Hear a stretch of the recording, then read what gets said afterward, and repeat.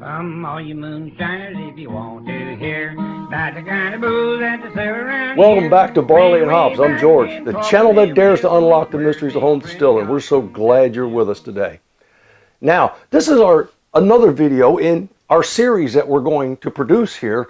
What it is we intend to make you as successful as we possibly can, whether this is your first time distilling or you've given it a try, and maybe you weren't real happy with your results, and or maybe it failed. Who knows? Look, it happens to everybody. But all we got to do is follow some basic principles. You know, I always like to describe the distilling is really like that three-legged stool.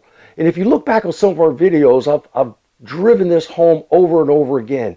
And it's like a three-legged stool, and there's three things you really need. You need equipment, you need ingredients, and you need a process.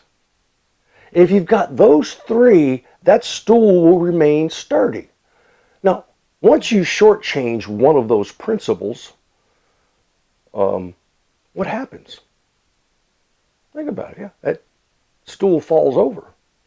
So you could have the greatest ingredients in the world. You could have the best process, and you could have poor equipment, and what do you think the results are going to probably be?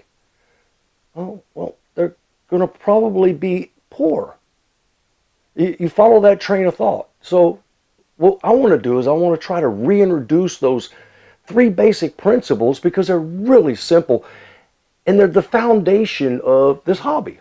Yeah, so that's what we're going to get at. In the beginning, yeah, there was corn. Why do you think we made corn liquor? Think about it. You stop and wonder, why was corn liquor so popular? Well, during the period of time, during Prohibition, corn was really readily available. There was, after harvest, there was a lot of corn left over. And what else are you going to do with it?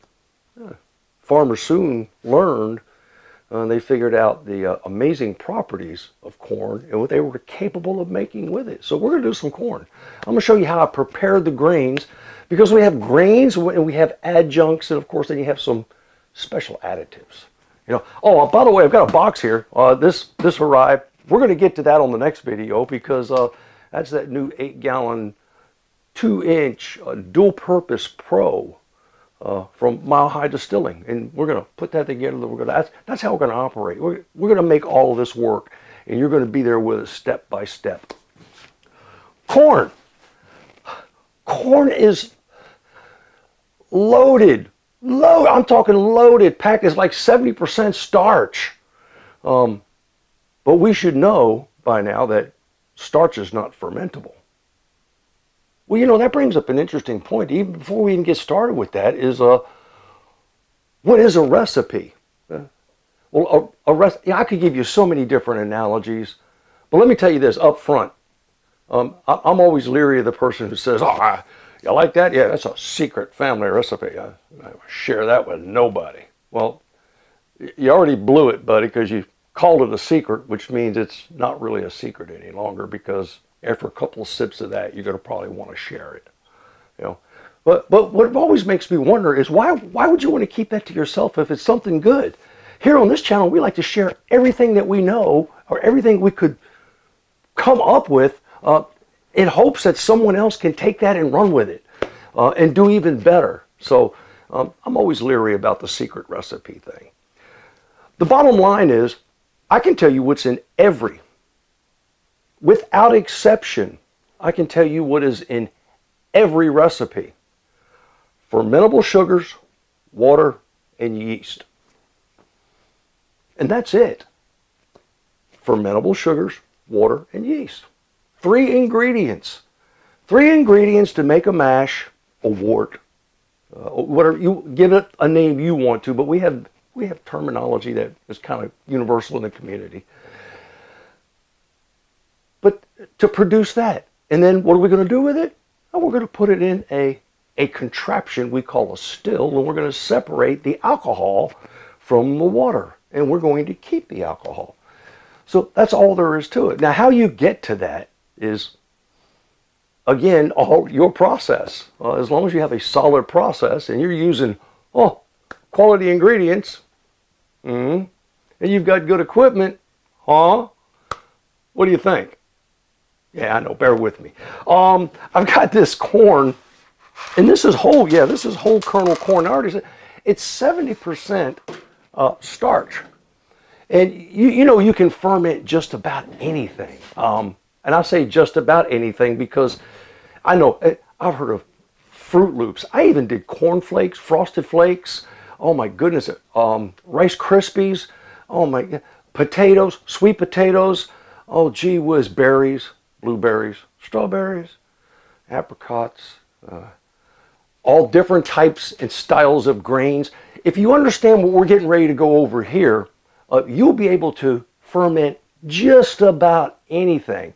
Now I say just about anything because there are some exceptions. There are some things that you can't distill and or ferment, and that's only because they really contain no starches or fermentable sugars. So what we need to do is we need to take all those starches and convert them to fermentable sugars. And we can do that a couple of different ways. But before I get to that,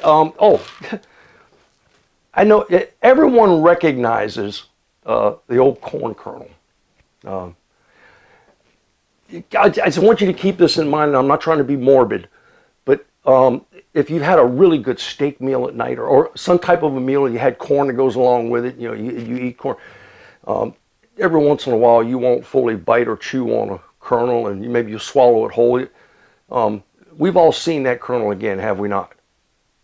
Okay, and the only reason I bring that up is to sort of demonstrate or illustrate that if your stomach acid will not eat through the outer layer of a corn kernel, what makes you think that a small one-celled yeast is going to do that? Yeah, or you being able to convert the starches that are inside that. How do you think we're going to do? We need to crush it, okay? In some way, manner, shape, or form. Now, there are a multitude of methods to do this. You know, and this is one of those where equipment plays an important role, but there are some options, you know. Okay, now I've got this one. You can recall this from other videos. I've had this thing for, oh my goodness, 4 years maybe. And I think, and recently I checked, it runs about $200, but you don't have to go out and buy one of these for $200. If you've got if you have a KitchenAid mixer, it's got the extended port on the front of it. You can order one of those. They're like $70, and they're great grinders. They even have them listed. Amazon's a pretty good source to kind of look. You can go from Amazon. You can go to some brew shops, and there's a plethora of sites and available sources for a grinding mill, and they've got hand grinders, but unless you're only going to do one batch and get over with, I don't know if I'd go through the hand grinder. Hand grinder is a workout. I've got this adjusted, and the reason I wanted to show this to you is because this is important. What is important about this is that as we mill this, I wanted to mill it, and it needs to be I want it in mind when I make it as coarse as I can possibly get it.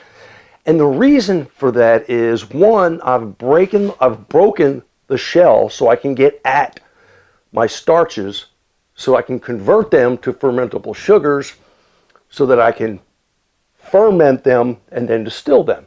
You see how it continues? Well, what do you think has to happen before I put all of this in the still? Give that a ponder. And I know someone out there's got the answer already. Yeah, you've got to remove it. Because if you put all of this in the still, it winds up cooking, and then it's what we call scorching. And then you get that really awful nasty. No, there's no way you can get that taste out. You just got to start all over again with a new batch. So I know that these have got to come out sometime. The larger they are, the easier they are to remove. I can strain them out. I can do this in a bag. There's many different ways. But if you grind it down to a powder, will it work? Why, certainly it'll work. But you're going to find it very, very difficult, if not impossible, to get all of that out and leave the sugars behind. So grind it down to probably a little, just about a half a pea size. And that just makes it a whole lot easier for you to remove and separate. Which brings up the age-old question. Okay, George, do you ferment on the grain or off the grain? Well, that's really a personal choice. Well, both of them work. They're both as effective. Remember, it's process. I like to ferment off the grain because it leaves me more room in my fermenter, which, oh, by the way, I'm just about ready. There's my wide mouth fermenting jar. I've got a couple of those. But it leaves me more room for liquid. So I've got to remove the grain at some point. I can remove it prior to fermentation if I've rinsed everything, sparge. Yeah, if I've rinsed all the grains and I've got all the sugars out, what have I got left? Well, I'm going to have a big old bag of stuff. Or I could throw it all in the fermenter and then ferment on that, but before I put it in the still, I've still got to remove it. So I kind of like to get that first step out of the way, remove it beforehand. Okay, now we've already talked about this. I've got all this starch. Now, how do I convert this to sugar? Well, I need a method to do that, and you do that with water. We do that with water, and we need what's known as amylase. Alpha amylase primarily. Alpha and beta amylase together. They work in tandem with each other. But alpha amylase does the hard job. It does the big leg work. But what we have is we have an abundance of that in other grain. As an example, I've got 2-row here. And 2-row, you can see this has been milled the same way, and you'll notice that you can still see the husks, but all we've done is break open the husk so that the inside of that barley, that grain, is going to be accessible to the water. Now, what's loaded inside barley, to our benefit, is a whole lot of enzymes, And those enzymes will convert this barley here, the starch that's in this, to fermentable sugars. Plus, whatever's left over will convert my corn. Because 2-row barley is rated at about 140 on the Lintner scale of what they call diastatic power. We'll do a whole diastatic power video some other time. But that's what it is. There's very little or none at all diastatic power in whole kernel corn. But there's a bunch in 2-row. Believe it or not, 6-row barley is like 160. You only need 40 to convert itself in something else. Enough to do that. A good goal is around 70. So, and of course there are formulas for all of this, and trust me, we've got plenty here to do that with. So what I will do is I will add both my corn into a pot of hot water, and starch conversion takes place between 142 and 162 Fahrenheit. Okay, yeah, and I'm going to have to put this on the screen because our European buddies, they use Celsius, and I know we're used to Fahrenheit. Go figure. Celsius is so much easier to use, by the way. So between 142 and 162 Fahrenheit. And what I'll do is my strike water is going to be at about 156 or so, somewhere right there in the happy middle. And I'll add all this corn and just mix it in, and then I'll add my 2-row barley.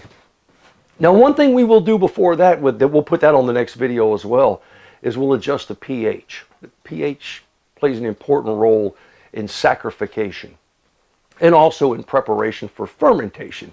Oh, yes. Now, do we have any other options?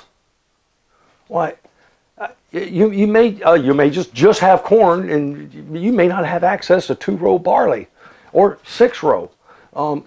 Are there other options? Well, yeah, there are other options. As a matter of fact, one of them is you can just purchase a bag of alpha amylase itself, and this is like a 1/3 teaspoon per gallon to convert all of these starches to fermentable sugars. That's one option. The other option is if you're just looking for that corn flavor, that mysterious corn flavor that a lot of people tell me about, because I can't find it, but a lot of people just tell me about. Corn, you can also just add some fermentable table sugar. And you can also use table sugar. We probably will, just to boost our original gravity, specific gravity, which gives us an indication of what our potential alcohol by volume will be. Go figure. See how all these things just cascade into one another, and it just makes so much sense. So if you're able to understand that starches need to be converted to fermentable sugars, and there are a couple of different ways to do that, and then you need water in order to do that conversion, along with that alpha amylase that's resident in 2-row, not in flake corn. In whole kernel corn. Flake corn's a different story. Flake corn's a little bit easier to use. All right, that's on to another topic. So you kind of get the gist. Now, is there something else? Is there another way to make just a real quick mash just to get going? Why, certainly. What is it? We were already there. Yeah. Fermentable sugar, water, and yeast. We're going to get to all of that.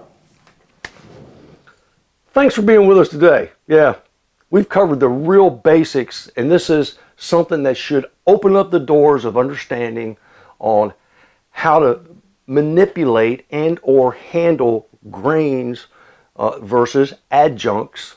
This would be considered a base malt, and we're using that not for the flavor as much as we are, not the flavor profile, we're using that for the alpha amylase that's resident in that to convert our corn, which is we're using as our base, our malt itself. Oh wow, our grain, and for the flavor profile. 51%, we can call it a bourbon, can't we? We sure can. Happy distilling.